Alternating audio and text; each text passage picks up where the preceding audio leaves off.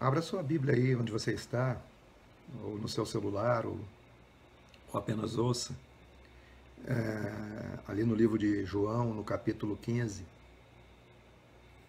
no versículo 13.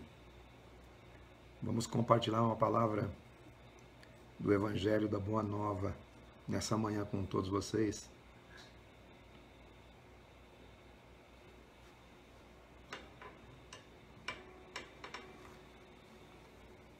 O texto diz assim: Ninguém tem maior amor que este, de dar a alguém a própria vida em favor dos seus amigos. Vós sois meus amigos se fazeis o que eu vos mando. Você percebe que o mandamento é,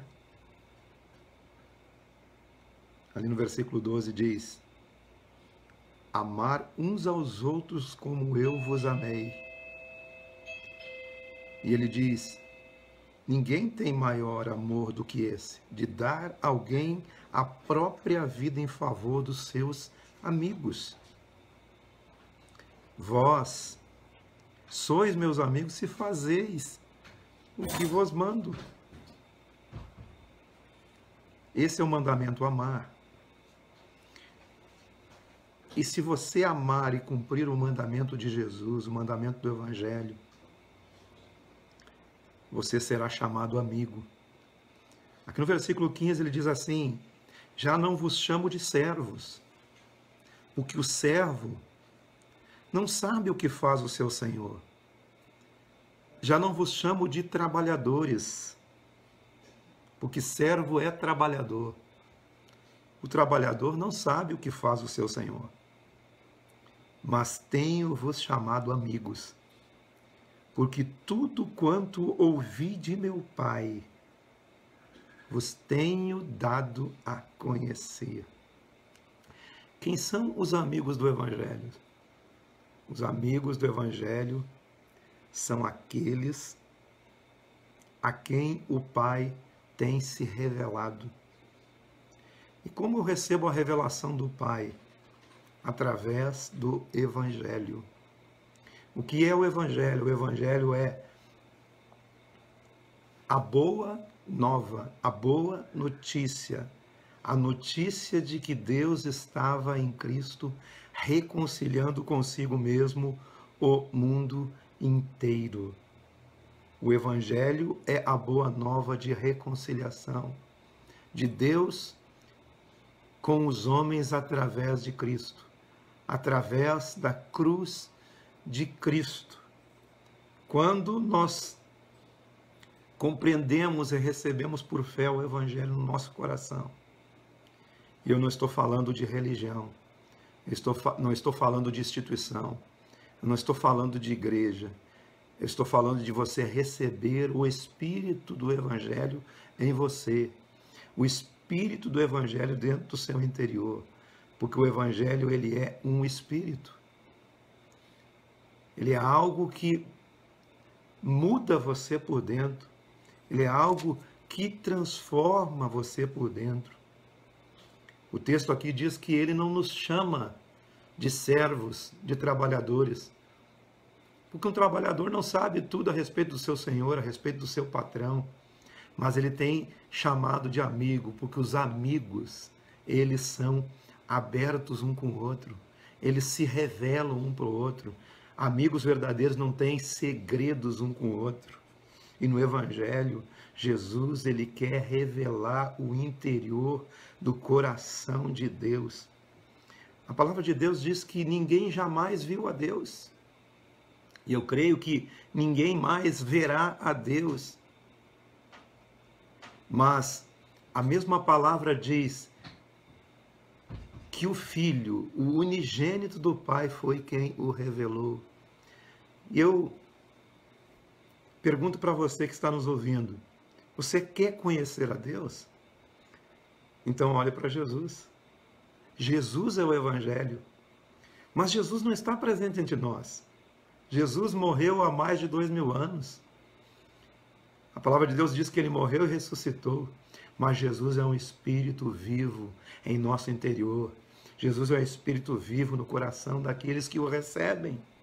E receber a Jesus não tem nada a ver com religião, tem a ver com receber a sua doutrina no seu coração.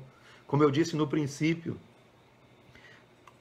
a respeito desse projeto, esse é um projeto para promover o bem, é uma mensagem simples de Jesus, são reflexões para a vida, para a formação de consciência, para a mudança de mente, para a transmissão de paz.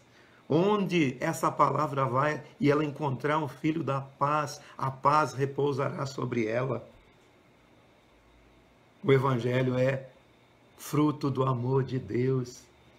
Deus amou o mundo de tal maneira que deu o seu Filho unigênito para que todo aquele que nele crê não pereça, mas tenha vida. O Evangelho é fruto do amor. O Evangelho produz comunhão, produz perdão, produz graça, produz amor, produz misericórdia. O Evangelho é muito mais que uma religião. O Evangelho é muito mais que ir na igreja. O Evangelho é uma vida diária, é uma vida de transformação de consciência.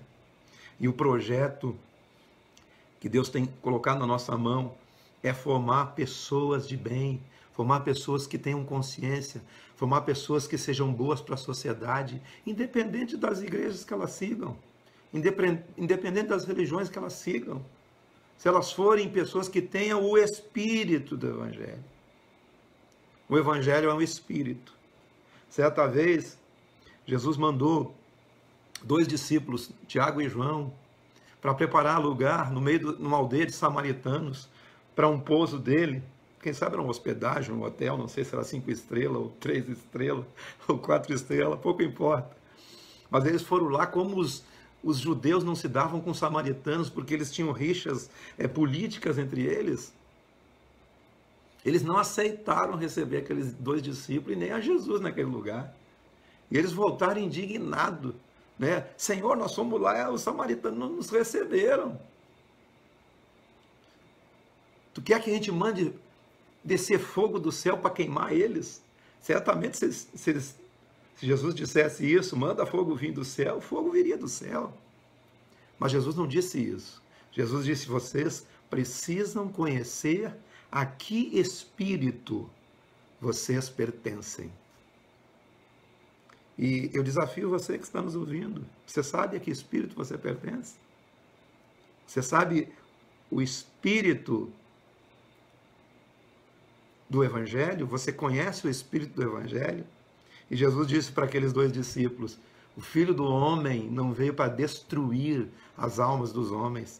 O Filho do Homem vem para salvá-las. O Filho do Homem vem para salvar. É até meio contraditório. Jesus estava indo para Jerusalém para morrer na cruz, tanto pelos seus discípulos, tanto por aqueles samaritanos que não o receberam. Então seria contraditório ele determinar que fogo descesse do céu.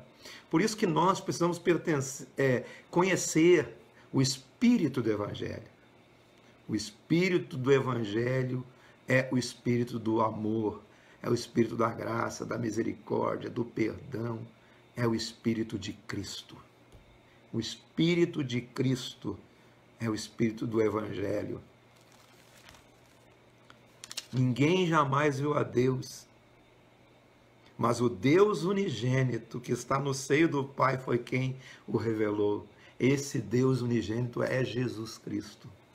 Esse Deus unigênito, antes que tivesse Bíblia, antes que a Bíblia fosse escrito, porque a própria Bíblia registra, aqui no capítulo 1 de João, no versículo 1, no princípio era o verbo significa a ação, a palavra, a manifestação, no princípio era a palavra, a manifestação, a ação.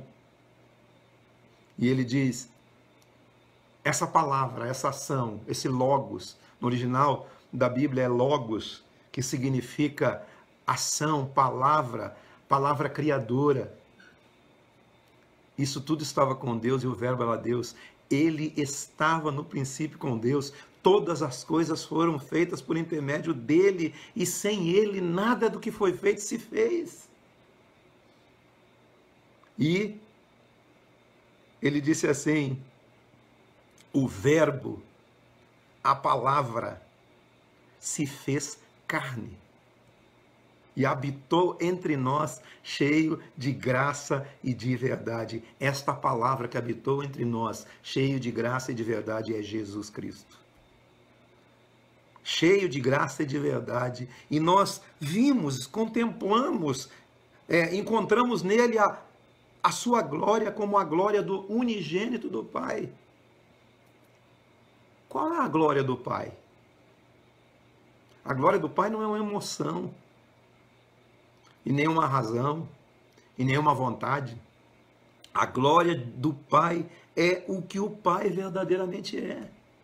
Como no texto que eu disse aqui, tenho-vos chamado amigos, porque os amigos são aqueles que recebem a revelação de quem é o Pai. Como é que eu recebo a revelação de quem é o Pai? Olhando para o Evangelho, olhando para Jesus Cristo. Olhando para Jesus Cristo.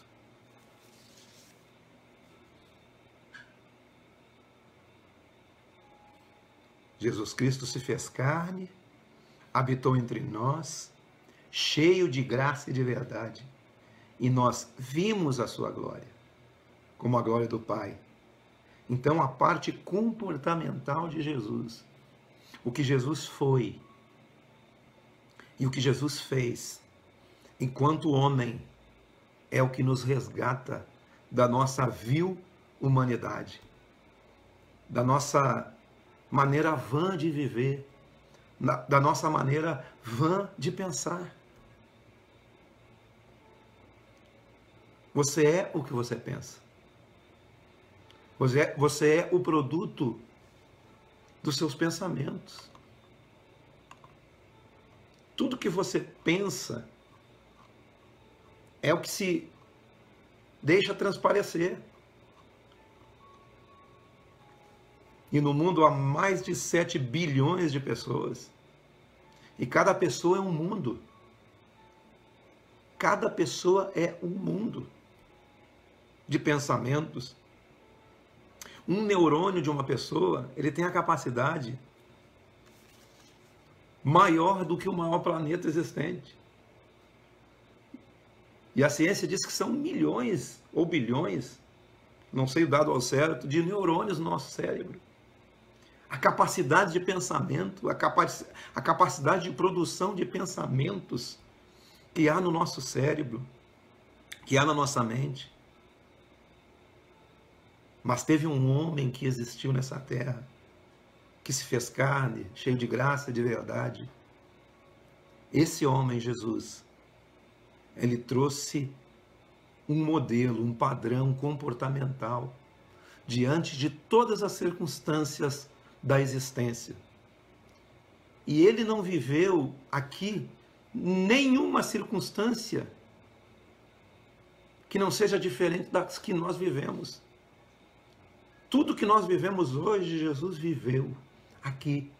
Ele sentiu medo, ele sentiu dores, ele sentiu desamparo, ele sentiu os temores da morte. São coisas da existência que nós vivenciamos todos os dias. Agora, a maneira que ele se comportou, diante dos desafios da vida, e a maneira que eu e você que está me ouvindo, em qualquer lugar em que a rádio está chegando, ou que a internet ou as mídias sociais estão chegando, em qualquer lugar, você que está me ouvindo, saiba que Jesus enfrentou todos os desafios da existência e venceu todos. E você pode vencer também. Você pode vencer todos os desafios da existência. Você pode vencer tudo que se apresentar diante de você através da vida de Jesus. João, disse, assim como ele é, falando a respeito de Jesus, somos nós neste mundo. Da mesma forma, do mesmo jeito, da mesma maneira que Jesus é, somos nós nesse mundo. Nós podemos viver isso. O Evangelho não é uma utopia. O que é utopia? É algo que as pessoas ensinam, mas que realmente não dá para se cumprir. Dá para se cumprir, sim. Jesus é uma forma de interpretar a vida. Como você interpreta a vida? Como você interpreta as perdas? Como você interpreta a dor, o luto, a morte? De modo grato, de modo feliz? Por isso que as pessoas, nesses momentos mais difíceis e aflitos, em que a vida se apresenta, até porque a promessa do Evangelho não é uma promessa de uma vida sem dor, sem sofrimento. O próprio Jesus disse, no mundo vocês terão aflições, aflições exteriores e aflições interiores. Mas ele diz assim, tende bom ânimo, tende fé. Bom ânimo ali no original é fé. Tende bom ânimo, tende fé. Eu venci o mundo. Então não há promessa de uma vida sem sofrimento. Terá momentos de extrema alegria, extrema felicidade, mas terá momentos em que você amanhece parece que o tempo está cinzento, de tanta coisa que sobrevém sobre você. Mas você pode enfrentar isso. Então o Evangelho é uma maneira de interpretar. E o Evangelho ele veio para nos mudar. Mudar a nossa forma de pensar, a nossa forma de encarar a vida, de encarar a existência. Jesus não habita em outro lugar que não seja na mudança do meu processo mental, de entender e de compreender. Jesus não está fora desse lugar. Como eu disse no princípio, Jesus é um espírito. É uma forma de ser. Eu garanto, você com religião ou sem religião, se você ser Jesus nessa terra, você será uma pessoa de bem. Você será uma pessoa boa. Você será um ícone para a sociedade. Você deixará um legado para a sua família, a sua existência. Quando as pessoas partem, quando as pessoas vão embora dessa terra, elas precisam deixar um legado de existência. Porque o que fica no coração do outro é aquilo que ela representou e foi. Há muito pouco tempo, há um mês e pouco atrás, eu perdi meu pai. Meu pai não está aqui comigo. Mas o que ele foi, as suas memórias estão guardadas no meu coração. Eu sempre disse para os meus filhos, eu não quero deixar nada para vocês que não construa algo em vocês. Eu quero deixar algo que seja um legado de existência. Que meus filhos olhem para mim e dizem, meu pai foi um cara bom. Meu pai foi um cara que me ensinou a falar a verdade. Meu pai foi um cara que me ensinou a ser uma pessoa honesta. É isso que o Evangelho nos propõe. E nós estamos tão carentes disso na sociedade. Não é, Gustavo? Tão carentes disso na sociedade. De pessoas que tenham caráter. Que sejam pessoas que onde você entra, você exala um perfume. Mas não um perfume, né, aí um perfume da Boss, né? Não um perfume caro, não. Mas que você exale um perfume de um homem de caráter, de um homem de uma consciência limpa, de um homem de um coração puro. O próprio salmista diz, Ó Senhor, dá-me mãos limpas, que nas minhas mãos não tenham sangue, não tenham coisas impuras nas minhas mãos. Isso é uma tipologia. E me dá um coração puro. Coração puro é uma forma de pensar puramente. Como eu disse, você é um processo mental. Você é um processo de pensamentos. Você tem uma produção de pensamentos. E o Evangelho nos propõe um alinhar de pensamento, de ideias com o que o Evangelho propõe. Esse projeto, amigos do Evangelho, nos propõe isso. Nos propõe um alinhamento de mente ao coração do Evangelho, ao Espírito do Evangelho, à boa notícia, ao comportamento de Cristo, ao amor de Cristo. Tudo é melhor. Como nós encontramos muitas pessoas de bem, mas encontramos muita gente má. E tanto o bem como o mal é produto do seu pensar. E o que você pensa é produto das suas acumulações. É produto das suas acumulações. Aquilo que você se encheu durante a vida e a existência. Aquilo que você agregou dentro de si. Desde os processos mais ínfimos da vida intrauterina, quando você no ventre da sua mãe recebeu as primeiras informações que a sua mãe passava para você, até o dia de hoje você foi um acúmulo de informações e você se transformou nesse ser que você é hoje, uma fábrica de pensar.